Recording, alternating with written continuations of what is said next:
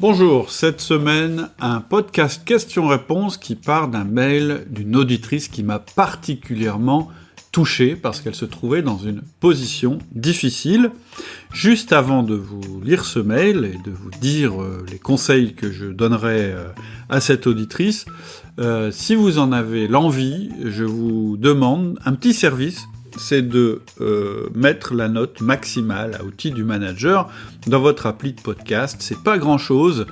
Si vous êtes en train d'écouter, je pense que c'est parce que ça vous plaît.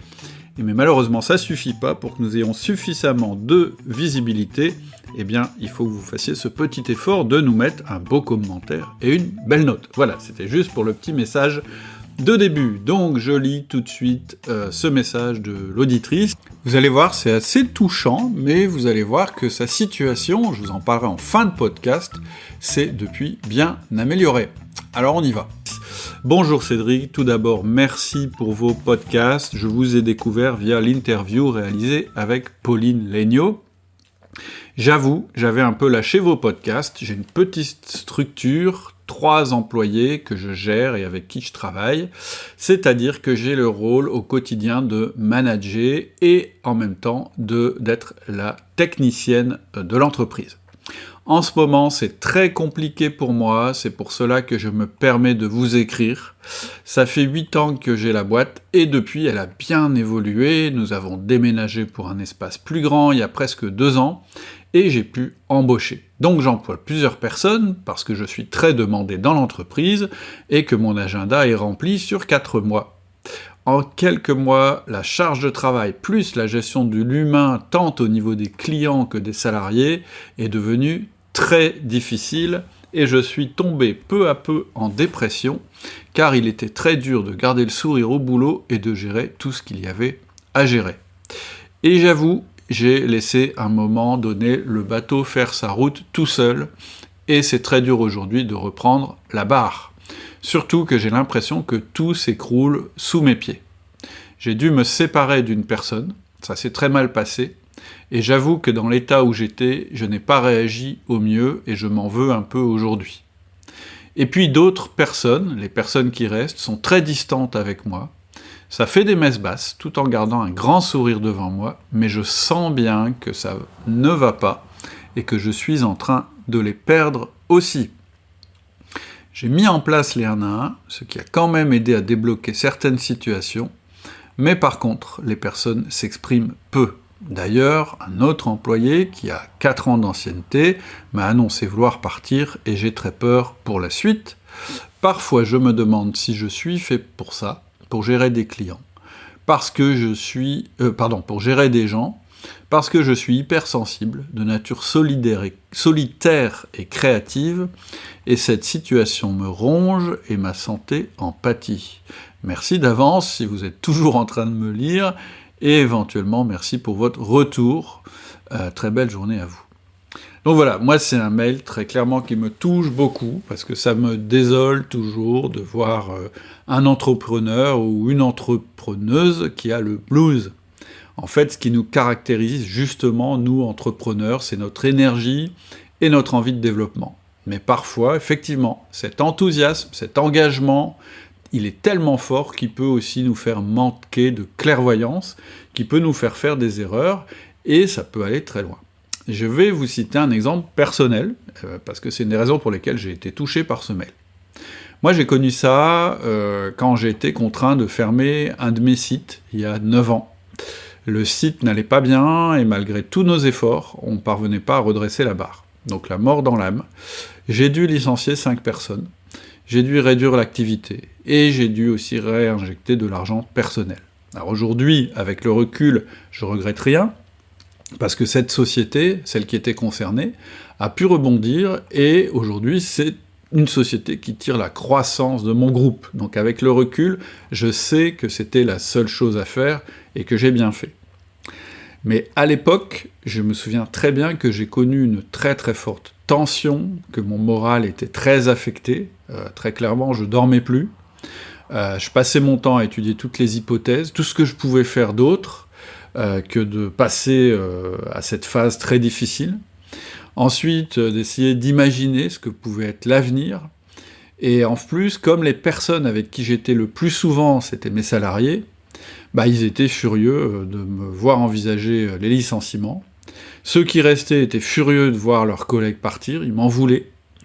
Mes fournisseurs étaient très très très inquiets et très dubitatifs sur l'avenir de l'entreprise, et donc ils m'aidaient pas beaucoup. Et mes clients eux-mêmes étaient inquiets aussi pour le leur.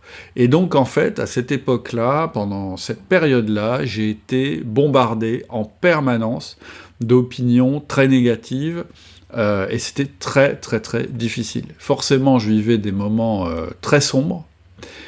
J'en étais même à envisager que même le groupe entier puisse faire naufrage, tellement je voyais tout en noir, j'avais même plus d'énergie pour mes autres sociétés.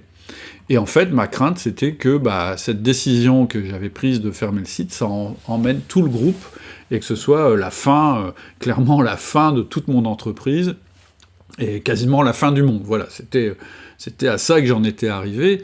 Et évidemment, en fait, ma vision était complètement biaisée. Parce qu'en réalité, j'étais en train de prendre la seule décision qui donnerait une chance à cette entreprise. Mais le problème, et c'est là où je veux en venir, le problème, quand on est entrepreneur ou qu'on est manager très très impliqué, et souvent ce sont les bonnes personnes, eh bien, le problème, c'est qu'on s'identifie à notre business.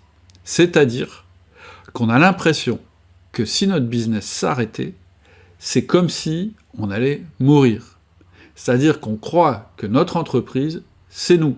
Et si l'entreprise meurt, on meurt aussi.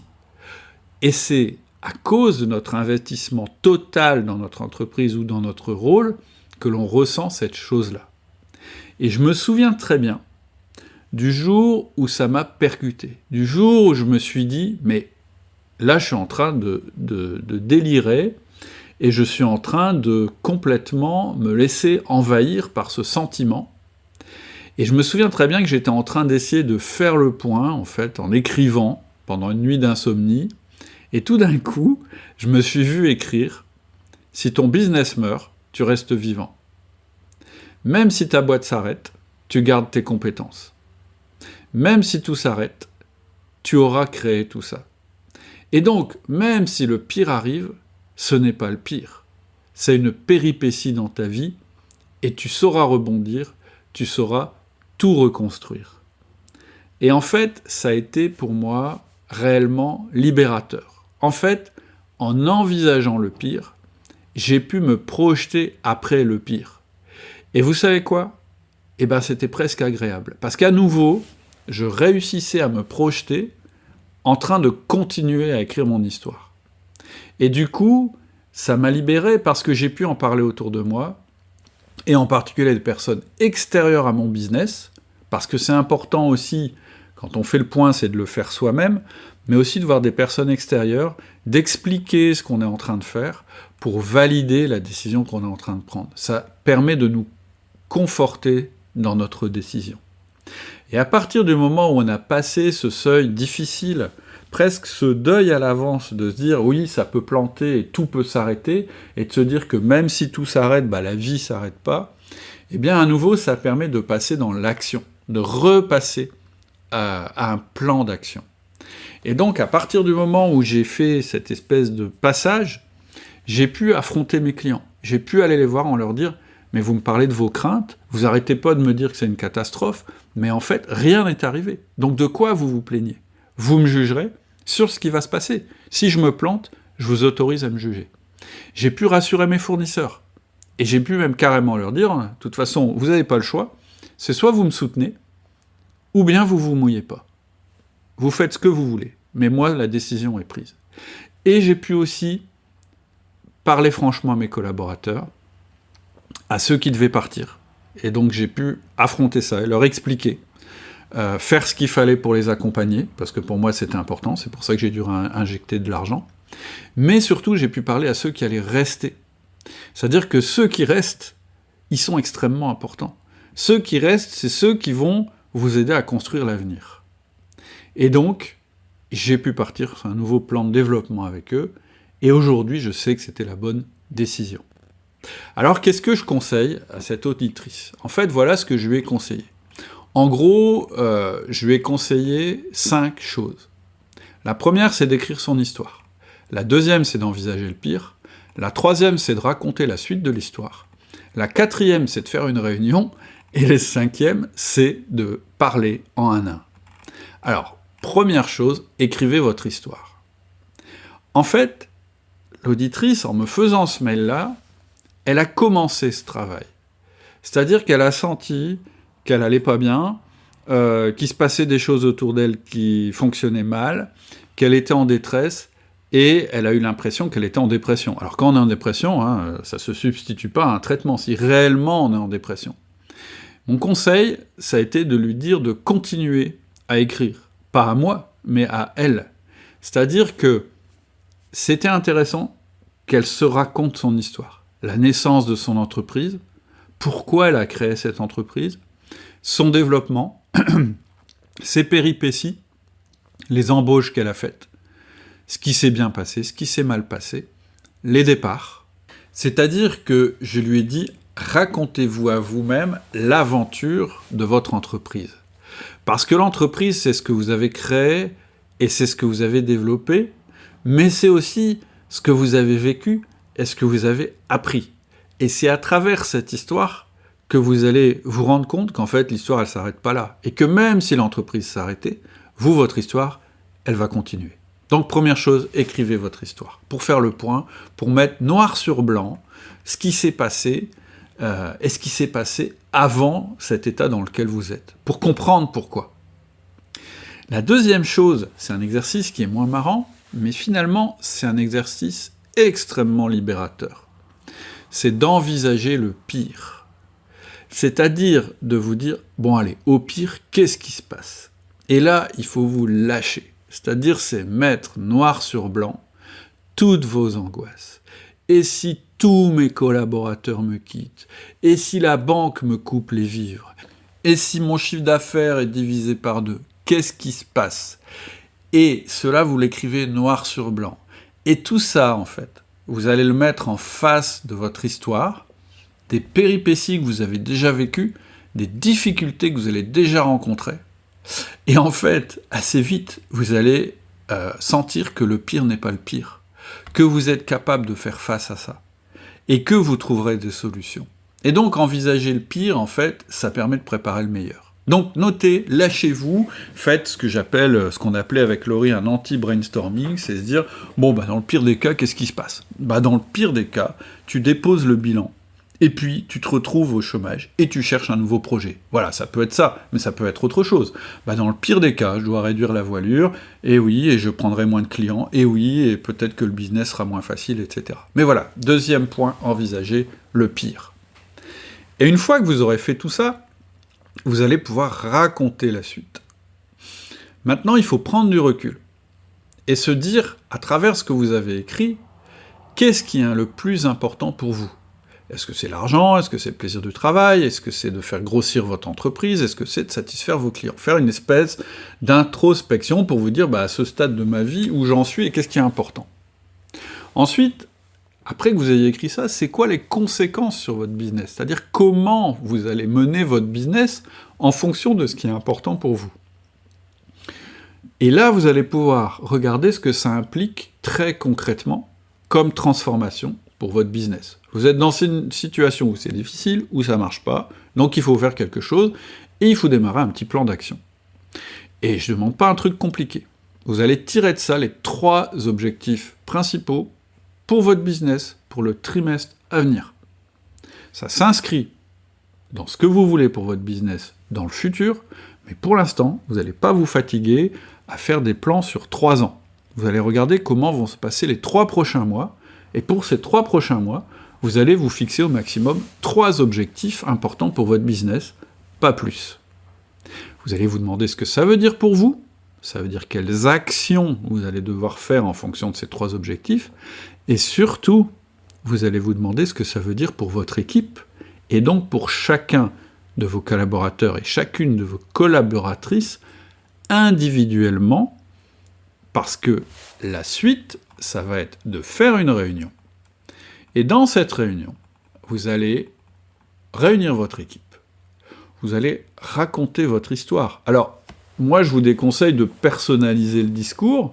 Après, si c'est votre tempérament de le personnaliser, personnalisez-le.